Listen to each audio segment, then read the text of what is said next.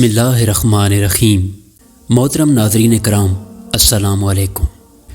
ایک مرتبہ کا ذکر ہے کہ مشہور بزرگ حضرت شیخ ابو سعید میخورانی رحمۃ اللہ علیہ اس نیت سے حضرت بایزید بسطامی رحمۃ اللہ علیہ کی خدمت میں حاضر ہوئے کہ آپ کا امتحان لیا جائے کہ آپ کس مقام اور مرتبہ پر پہنچے ہوئے ہیں۔ ان کے آتے ہی حضرت بایزید بسطامی رحمۃ اللہ علیہ نے نور باطن سے ان کی نیت کا احوال معلوم کر لیا اور سمجھ گئے کہ یہ کس نیت سے آئے ہیں۔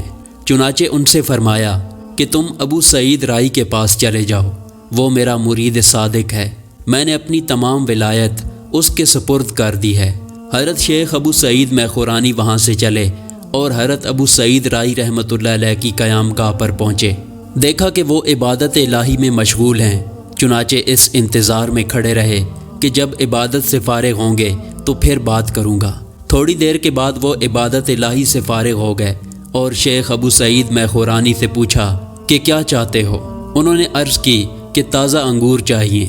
یہ بات سن کر حضرت ابو سعید رائی رحمۃ اللہ علیہ نے ایک چھڑی پکڑی اور اس کے 2 ٹکڑے کر دیے۔ ایک ٹکڑا اپنے قریب زمین میں دبا دیا اور دوسرا ٹکڑا شیخ ابو سعید میخورانی رحمۃ اللہ علیہ کے قریب زمین میں دفن کر دیا۔ چاندی لمحوں کے بعد دونوں جگہوں سے انگور کے سرسبز درخت نمودار ہونا شروع ہو گئے اور دیکھتے ہی دیکھتے ان درختوں پر انگور بھی لگ گئے۔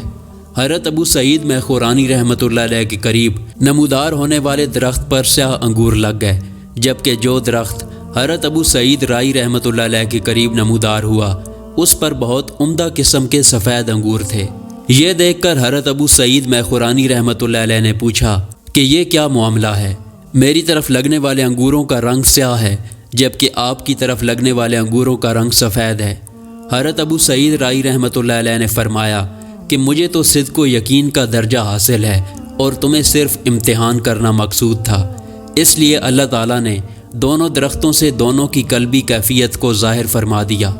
اس کے بعد حضرت ابو سعید رحمۃ اللہ علیہ نے حضرت شیخ ابو سعید میخورانی رحمۃ اللہ علیہ کو ایک کمبل عنایت کیا اور ساتھ ہی اس بات کی تاکید بھی کی کہ اس کمبل کو حفاظت سے رکھنا اور کہیں گم نہ کر دینا۔